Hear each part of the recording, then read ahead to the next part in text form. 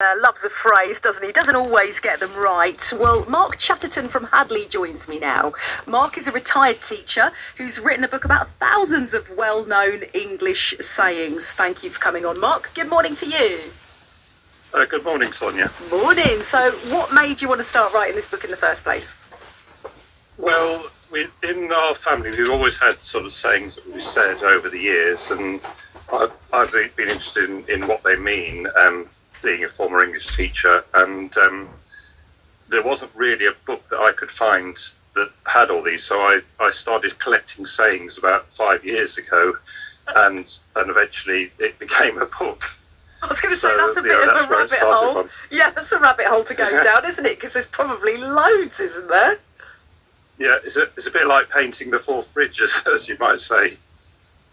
What were some of your favourite discoveries in terms of sayings and perhaps where they came from, if you got that far to find out how they originated? Well, yeah, I mean, I did actually start trying to do it as where the origin of some of these sayings came from, but I had to sort of stop that in the end because there were so many sayings, and the book would have been about 4 times as large as it is now if I put where they came from. So I have one or two have got the origins, but obviously it's about the meanings of the words. So one of the ones that I quite like is "Your dinner's in the dog." I don't know if you've come across that one. Yes, I have. This is when you're not very happy with, well, maybe your other half. So that's my understanding of that. And you like that one in particular. Did you find anything more about that one or not? No, I mean, my wife has used it on 1 or 2 occasions, I must admit, but, you know, it means you, like, say, a man has gone to the pub and he hasn't got back in time, and his wife or his partner has got so frustrated. She has literally fed his dinner to the dog, but it's just a saying to say you're much later than you said you were going to be. Yeah, we do like these phrases. There's loads about the weather. I don't know if that's what you sort of discovered. I mean, we like to banter about the weather and make small talk, don't we, us Brits, when it comes to the weather? Yeah. But there's also loads of phrases and idioms to do with that. I don't know if that's what you've sort of discovered as well in the course of your research.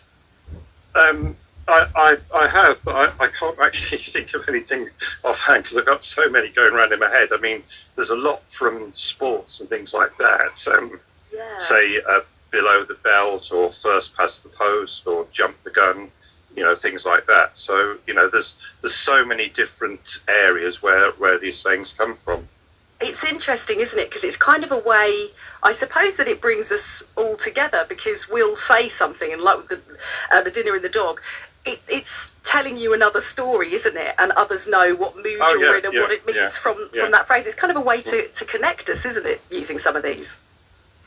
Oh, yeah. I mean, the funny thing is that most of us use probably, say, maybe 30, 40 different sayings in the course of a day, either talking about them or they hear them, you know, say on the television or in a song, perhaps, and we just sort of do it naturally. But if you're using English as a second language, it's very confusing. So, you know, that's partly, you know, who the book is written for, you know, people who don't understand these sayings and they get very confused by them.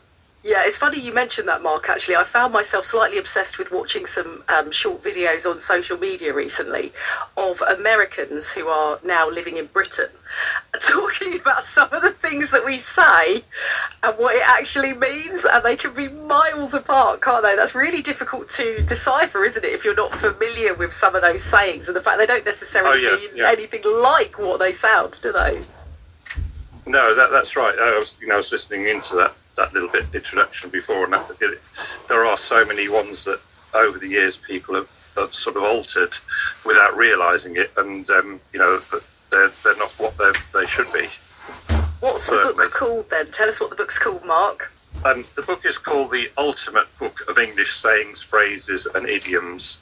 I mean, I can't really say it's the complete, because I think it's impossible to get them all, but I've done it in an A to Z format, so you know, in the end, it turned out over 5,000 different sayings, and using another phrase, I had to draw a line under it because you could just go on and on. So I would hope that I've got the vast majority of them. You know, there may be one or two that I've missed, but you know, that's the idea behind it, certainly.